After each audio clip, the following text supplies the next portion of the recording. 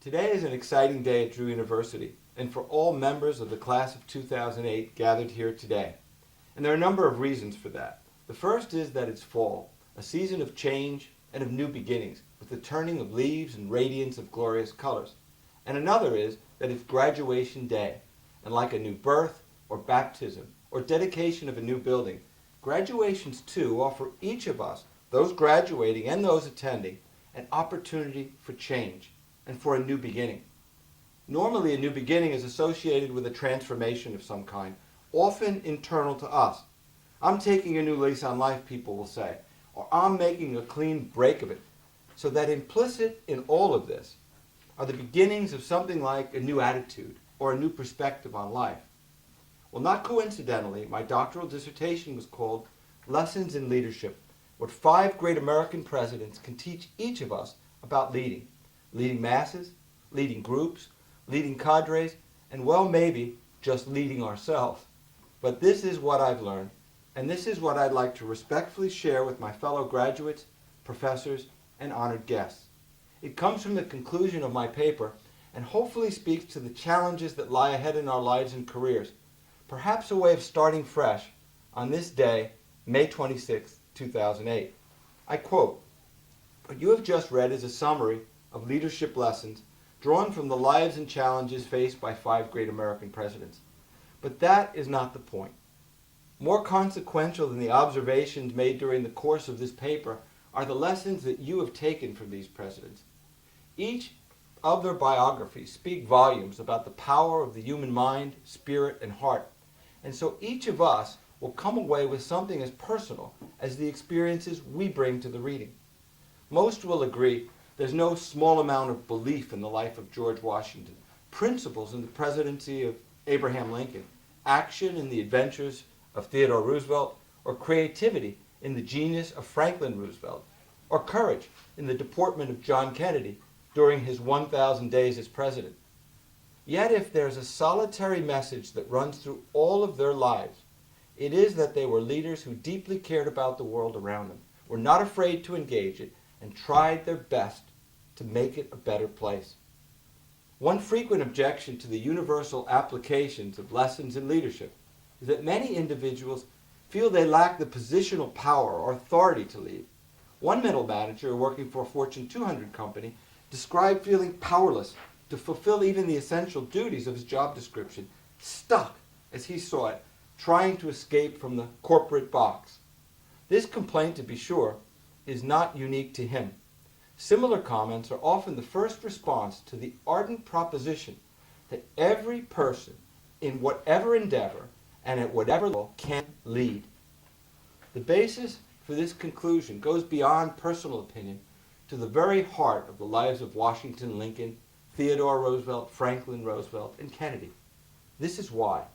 If one takes a step back from the facts and mythology that surround each of these men, there are many more likely to have become president, and few who faced as many challenges, ranging from abject poverty to physical debilitation, lack of education, to chronic illness and near fatal disease.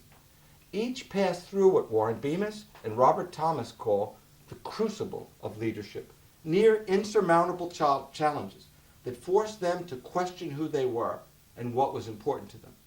Yet they tried, failed, endured, and ultimately prevailed. Why is this? The reasons vary, but one undeniable fact is that they learned from every failure and internalized those lessons to build a better self. Perhaps then escaping the corporate box or box of any description has much to do with having goals, learning from experiences good and bad, and never giving up. Good things happen to guys that don't quit, observed Massachusetts boxer Irish Mickey Ward, who at the age of 37 achieved his lifelong dream of becoming middleweight champion of the world. Far from the most skilled boxer, definitely past his prime, and probably a better philosopher than fighter, Mickey Ward accomplished his goal simply by refusing to abandon it. So much of our time, money, energy, and ambition are wasted on things unimportant to us. We may buy the most fashionable clothes, lust over the most expensive car, or spend every moment our spouse will allow us walking the grassy knolls of a favorite golf course. Yet how much of our time do we devote to building a better self? How many hours or minutes each day? If such ruminations do swirl through our heads, even on a weekly basis, what do we do about it? If the answers to these questions don't generate a resounding mental response in the affirmative, perhaps we are in a kind of box, or in the midst of our own wilderness experience, or perhaps we have never left the wilderness at all. Ultimately then, great leadership begins with gathering the will to rise above one's own limitations and understanding that each season and each graduation is a new beginning and a blessing that we are honor-bound to use to make our lives, our society, and our world a better place. For in the end, there is something absurd, even terrifying, about the fact that what there is to escape from is often actually and ingeniously a box constructed by ourselves. The central theme of my dissertation, Lessons in Leadership, then, is that true leaders are character-driven.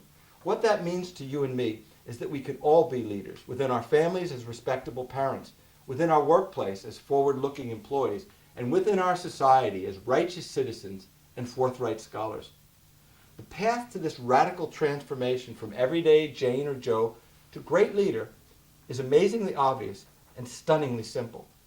We make this leap first by understanding that we, each of us, was born to lead, then by living our lives as would the heroic, character-driven leaders we so admire in history, by listening to our consciences and being true to the values and ideals we believe in each day, in all of the things we do. In this way, more than speeches, books, internet blogs, or Times Square billboards, we become the most authentic of all leaders, those who lead by example, role models for what a better society and a great America is all about. Thank you, Drew University, its esteemed staff, board of directors, and student body for helping to make our campus a place where there are few boundaries and no boxes. A university with a proud tradition that offers and fosters new beginnings in the lives and careers of each of its students and alumni. Congratulations and happy graduation to everyone.